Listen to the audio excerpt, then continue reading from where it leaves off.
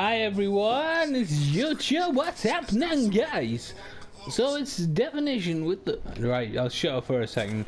I'm clearly just parodying all those YouTube lads. You know the lads, they all talk like that. It's Definition back with my Arkham City playthrough. Having a great time with it. This is going to be my final playthrough, so, you know, I just thought I'd talk about some of my favourite Batman books, and to homage that, I'm actually wearing the Dark Knight Returns Batman skin. So I'm sure if you're watching this, you're probably somewhat of a Batman fan at the very least. So you should have read The Dark Knight Returns. It's probably one of the most seminal arcs in the entire Batman history. It really reinvented the character. So the idea behind it was Frank Miller. He said, look, Batman, yeah, when I've watched him on TV in that 60s show, the policemen love him. They absolutely think he's great.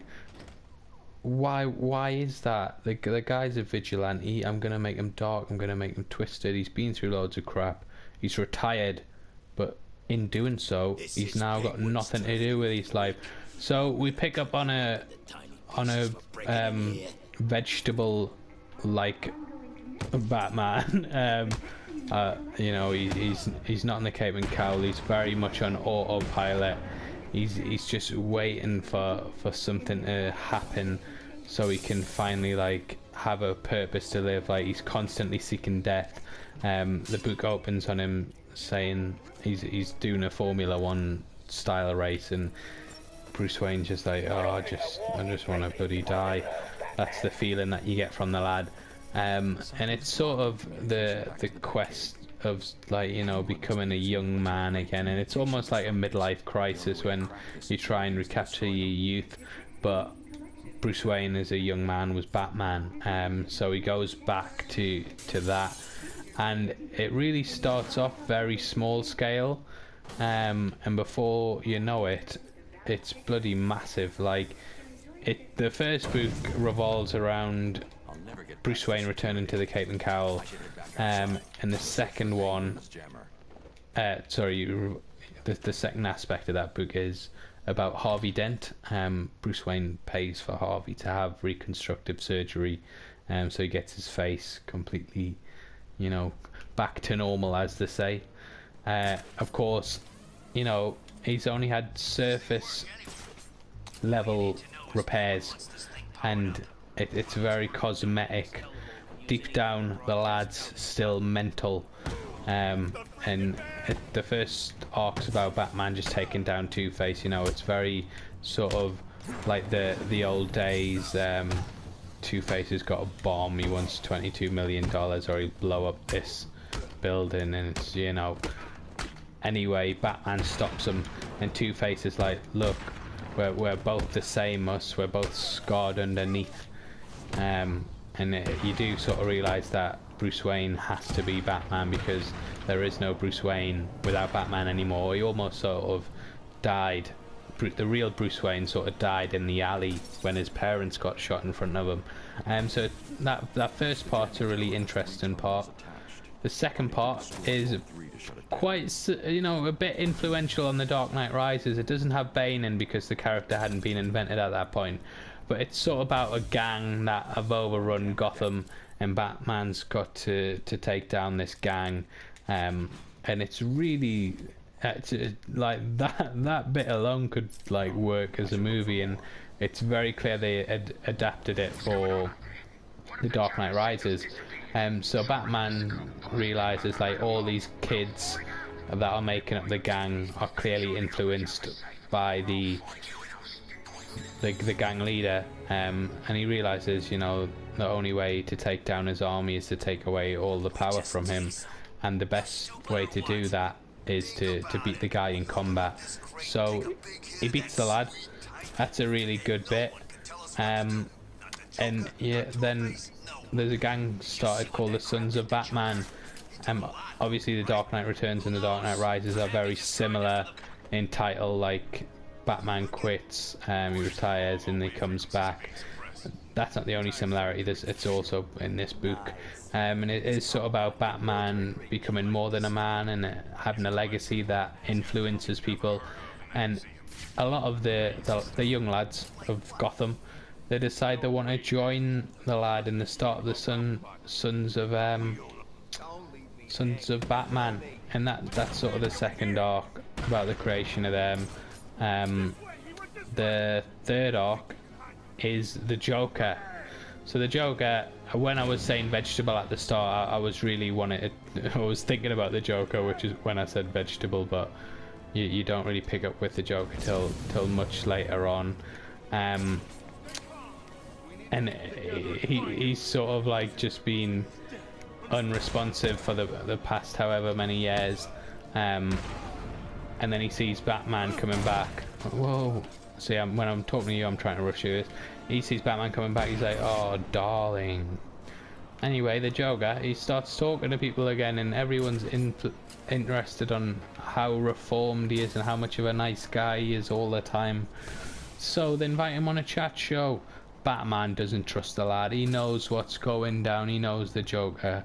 So anyway, Joker kills all the audience. He kills the chat show host, and Batman's got to stop him. So in a very climactic showdown at they're going underground at a fairground, Batman and Joker face off in the Tunnel of Love.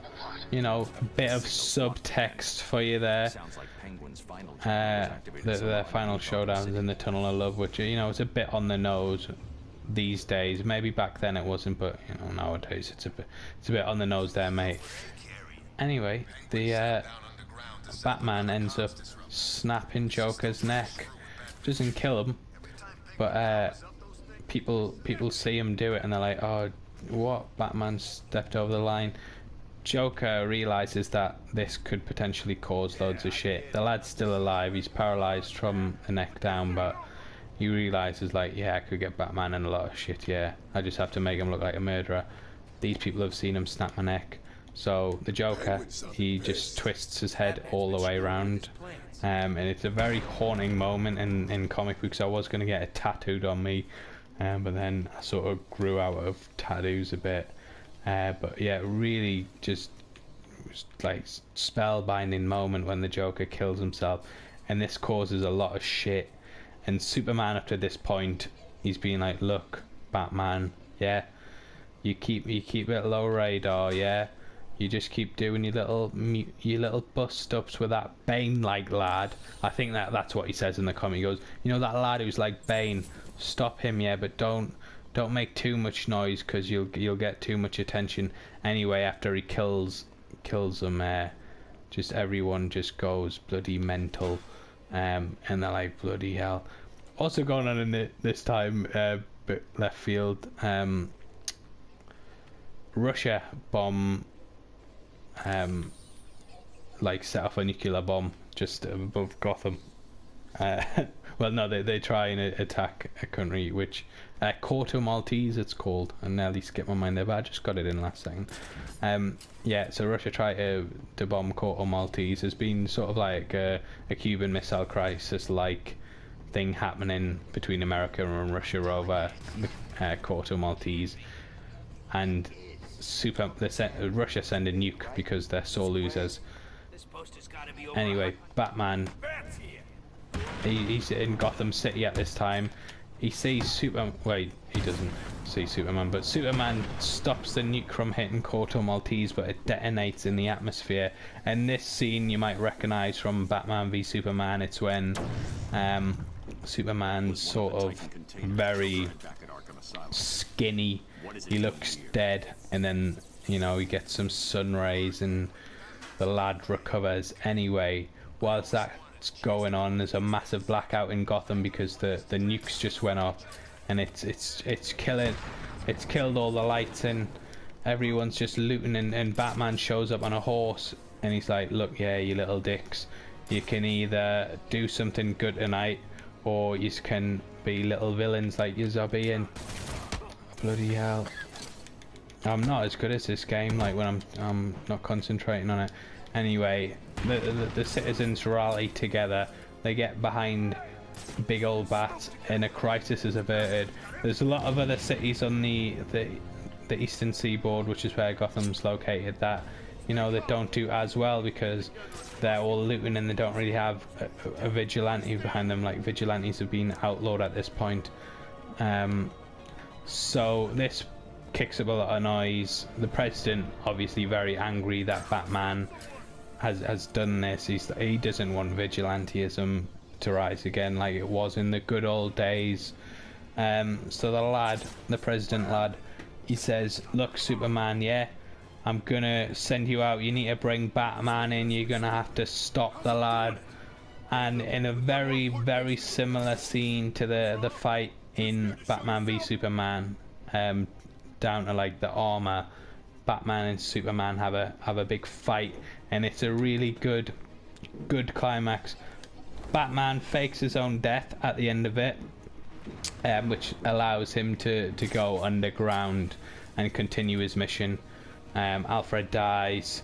You know, it's a bit. There's a lot of stuff goes on, and it's like, just listing off, like, the Two-Face arc alone is a big thing that would be worth buying the book for. But then of course you've got the villain, the mutant arc on top of it. You know, Bane, the Bane lad, the mutant leader he's called. You've got that, and then you've also got the Joker arc, and then you've got this Batman v Superman arc, and this is across like four issues. And the amount of stuff that Frank Miller manages to get in just by far makes it one of the most monumental Batman books has ever been. Like, it's absolutely fantastic, and I can't recommend it highly enough. Like, Frank Miller, the lad, he did go a bit off rails. Like, I've recently just read through Batman Holy Terror. Well, no, sorry, not Batman Holy Terror. Frank Miller's Holy Terror, which was originally meant to be a Batman book. I don't want to give too much away because I've just reviewed it, and I'm probably going to do my own review on the book. I might even do a video one, because honestly, it's very weird, but it's very racist as well. So yeah, if you just want to read like a completely weird comic, I highly recommend that you pick up Frank Miller Holy Terror, but also in that time pick up The Dark Knight Returns, because it is the best Batman book by far. I mean, I'm absolutely in love with this book. If you come to my room, I know you want to, you'll just see loads of pictures with you know, the like panels from The Dark Knight Returns all over it, and you know, images that homage it. And I'm glad that the Batman cinematic design at the moment is going very towards the Dark Knight Returns look, because it is by far one of the best comic books ever written. There's so many things in it that happen. The art isn't amazing. The first time I read it, the art, well, you know what? It took me 4 attempts to read it, because I used to read graphic novels all in one go. And obviously, like, just doing a plot summary of it, there is a lot to take in, and the art isn't amazing.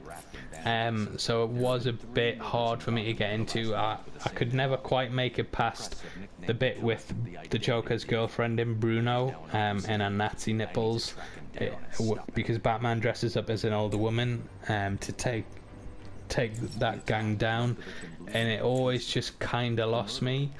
But I remember one night, like, I'm very much, I get a graphic novel, I read it. If I don't see it as amazing or at least great, I sell it. So I tried reading this thing 4 times, and I just thought, you know, it's not for me. I'm gonna knock this on the head. I listed it on eBay, I sold it on eBay, and just before I was about to post it, I thought, oh right, I'm posting it tomorrow morning, I'll just try read it, you know what I mean, and then at least I've read it and I don't have to buy it again. Anyway, read through the whole thing, and I just saw, wow, what how good is this? What the hell have I done? Why have I sold this? So I literally posted it to this buyer on eBay, and went out, like walked along from the post office to the comic book shop and bought another copy of it. So yeah, I lost money for my stupid ignorance and massive mistake, but you know, I pretty much deserved it for saying the book was so bad. And I know there's a lot of people who say the book is bad, and they never read it all the way through, just because the art hasn't aged that well. So if you're one of those people, then get past the Bruno Nipples bit, get up to the, you know, the Joker arc. It's worth reading for just the Superman bit alone, and honestly it gets so good, like you will not believe how good this book gets. There's a brilliant animated version of it, but I don't think it does the work completely justice. But I mean, if you know, if you don't like reading comics but you want to know the story, all the ins and outs, then definitely try and check out the animated version, because that's really good as well. So that's my favourite Batman graphic novel.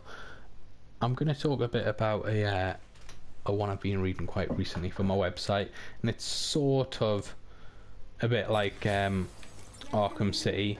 Basically, there's a disease in Gotham. It's Batman Contagion. So the Apocalypse disease, which has been created by the Order of Saint Dumas, who, you know, the lads played a big part of creating Azrael.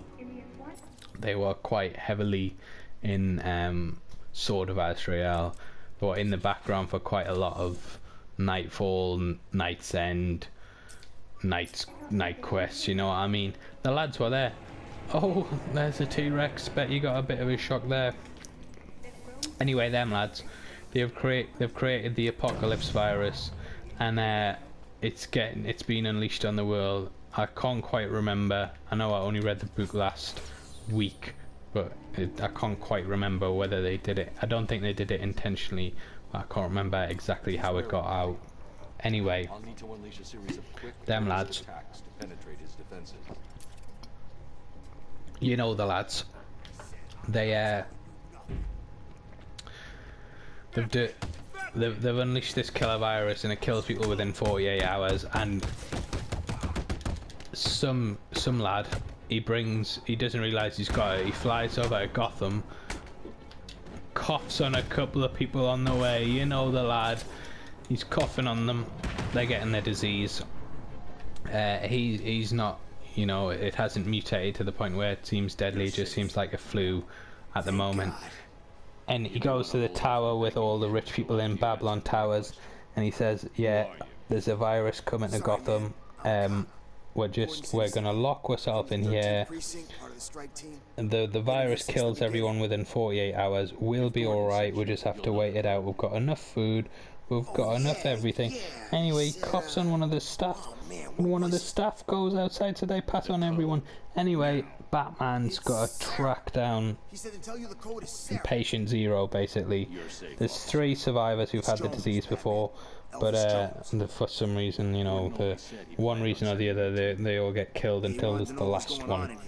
And it's a pretty like good read. It's not amazing, but it's nice to see exactly how Batman would deal with something that could happen in the real world. Like, we often get scares of Ebola or SARS, and whilst the guy's good at taking down maniacs with a bomb who dress up as clowns, if there was a like disease going about, you know, how would the lad handle it? And it's a really good episode, so it's a really good issue to deal with and put for Batman to face off against.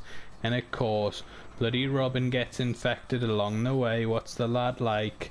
And it's about sort of, you know, saving him in time. And you know, there are really good moments in it, and it leads directly into Batman Legacy, which leads then into Batman No Man's Land, which is also sort of a big influence on this book. I don't know why that's not scanning that. I remember that being a clue. Anyway, this is a good big fight here. I remember when you see the Penguin lad. Oh, he just got changed all of a sudden. This is when you see Nolan North as the Penguin. A lot of people don't know Nolan North voices the Penguin. If you don't know who Nolan North is, you will in 5 seconds, because I'm going to tell you. It's a guy who voices Nathan Drake. He voices the guy in Assassin's Creed. I mean, he's a very famous video game voiceover, and he's almost unrecognizable as the Penguin. He also plays Bill, I think the guy's name's Bill, in The Last of Us. Bill's the creepy old guy that you bump into when you play as Ellie, and he's completely unrecognizable in that as well. So it's good to see that he can do more than one voice, because like Nathan Drake and the guy from Assassin's Creed, Desmond, is he? They all sound the bloody same, but the guy has got really versatile range. Anyway, back to Batman. So what other stories should I talk about? So a good one that sort of is quite recent is Batman Bloom, and it's not. It takes place after the events of Batman Endgame, which is when Batman dies, and a lot of people realise like Gotham City needs a Batman, like no matter what. But this time the higher ups want to do something a little differently. So instead of just getting a randomer, they actually build like a bat suit, a robot one, often referred to as Bat Bunny. And they put Commissioner Gordon in. So Commissioner Gordon is Batman for a bit, and it's sort of about this new villain who's apparently been in Gotham since 0 year. There's a guy called Bloom. He's very plant-like, but he's not like, he doesn't suck. He's not like Poison Ivy plant-like. He's really interested and he's really creepy. It's sort of has a likeness to Slender Man, I'd say. I've never really thought about it till this playthrough, but he is quite similar to Slender Man. He's got a very plain face, very plain body, but he has creepy long tentacles, and the guy's just unnerving. And it's sort of about Gordon trying to take him down, but you know, he's not good enough. Bruce Wayne, during this time, the lad's still alive, so he found this almost Lazarus pit like thing, pool of Dionysium, which is what the Court of Owl used to make their soldiers immortal. It's also what the Joker used to heal his face, and the guy's like, it's healed his body, but it's also healed his mind. So all of the scars that he had, yeah, I'm terrible at this game when I'm talking. I swear I am really good at this game normally. I have got a platinum trophy twice on it, so shut your face. Anyway, so he's got to know, because he's lost that drive, hasn't he? Because that thing that made him Batman, which was all his pain and all his angst, that's now fully healed up now. But the city needs Batman. It's sort of Bruce coming to terms with that. And unbeknownst to a lot of people, before he was killed, Batman actually built a Batman machine in the Batcave, which is sort of like a computer program that it just basically overloads your brain with tragedy to the point that you want to become Batman. And it was in the event that Bruce Wayne could no longer be Batman, but they needed a Batman, they would they would turn on this machine and put someone in it, and that person would then become the Batman of Gotham. So Bruce, like, it's a really good issue. Bruce, like, he goes into this machine, Alfred's like crying and stuff, and it's really emotional. And he gets killed. Like, there's so much tragedy, and they said they tested it on like clones or something. I don't know. It wasn't very ethical, whatever they'd done. They'd put people through before, and the people had always died because they couldn't take the stress. And it actually kills Bruce as well. And you think, oh crap, what like, how? I found what is this? Like, is he actually dead? Like, properly? Anyway, you learn that, you know, they never hit the people again when they were, like, had that last bit of brain activity as they were dying.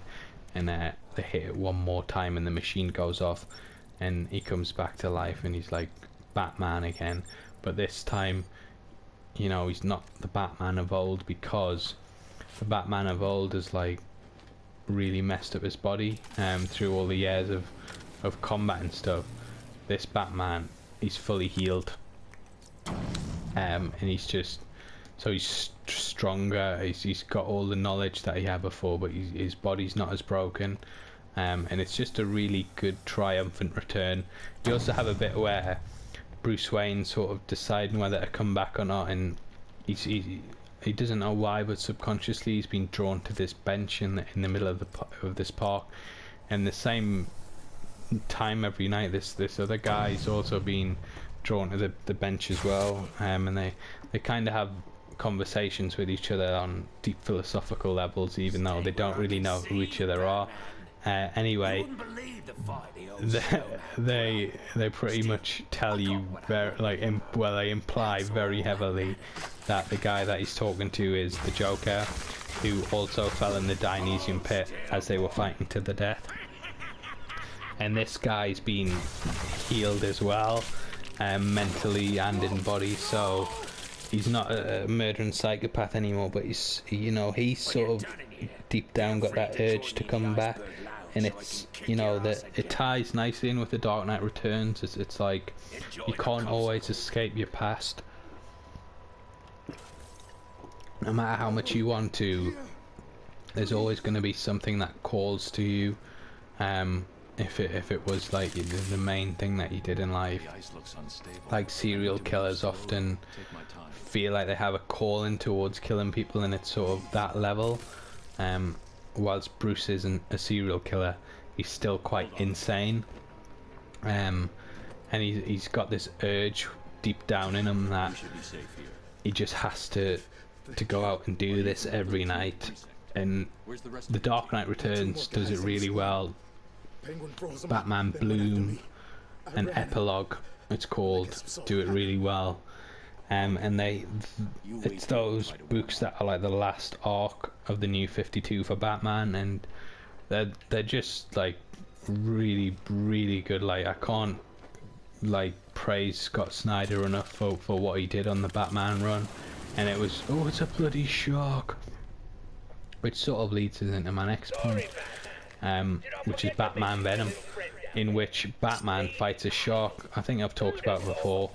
But Batman basically, he's addicted to this drug called Venom, which is like a steroid, and it becomes so bad that he turns on his allies and he just becomes a waste man, and he has to give himself self-imposed exile down in the Batcave, where he goes and hides for 28 days until the drug's completely out of his system.